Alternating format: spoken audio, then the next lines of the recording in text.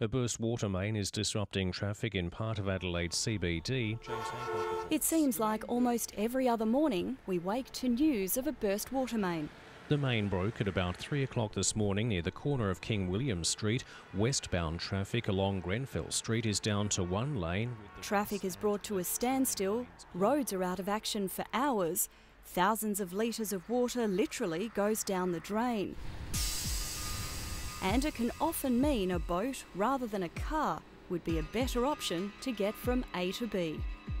My husband went to the shop this morning to get bacon and eggs and he said there was a river on North East Road. The inconvenience is one thing, but the financial and social cost can add up. Done quite a bit of damage inside to the carpets and fittings and some stock that we were holding in there. So why do water mains burst so often? Is South Australia's failure rate any worse than anywhere else? And what are water authorities doing to fix the problem? It's a complex problem in comparison to designing a new pipe. There are lots of books written on new pipes design, but there is none on deteriorated pipe mechanics or looking at their failure. In terms of burst pipes and significant leaks, we would have in some cases less than half, much less than half than other eastern state utilities. There are more than 26,000 kilometres of water mains across South Australia, 9,000 of those in Adelaide.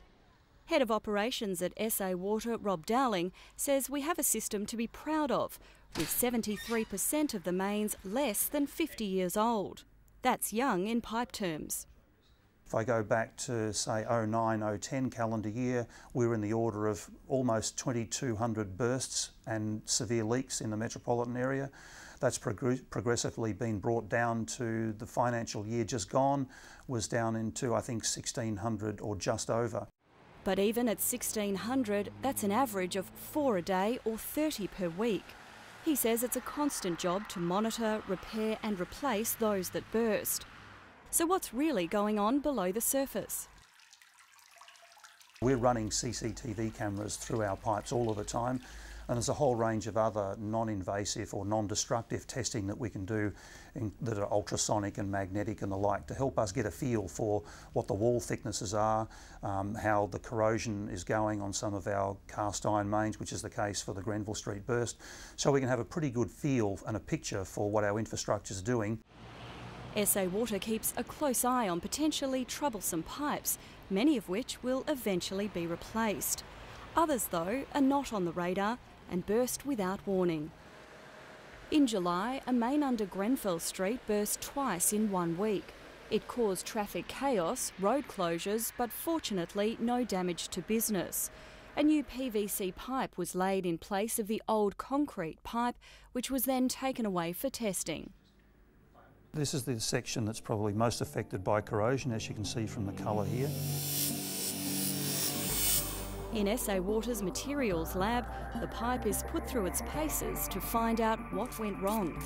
We'll look at the pH of the concrete liner to see how that's been performing, the cement lining.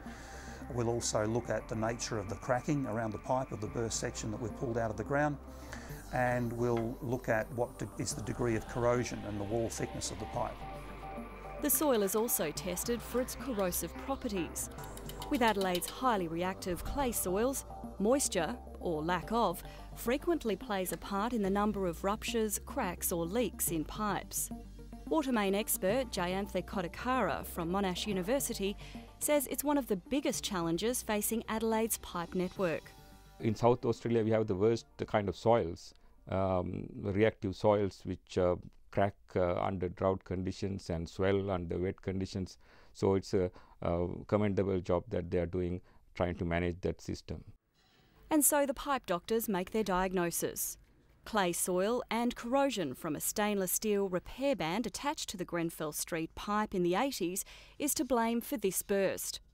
But at this stage, there are no plans to pull up the whole main.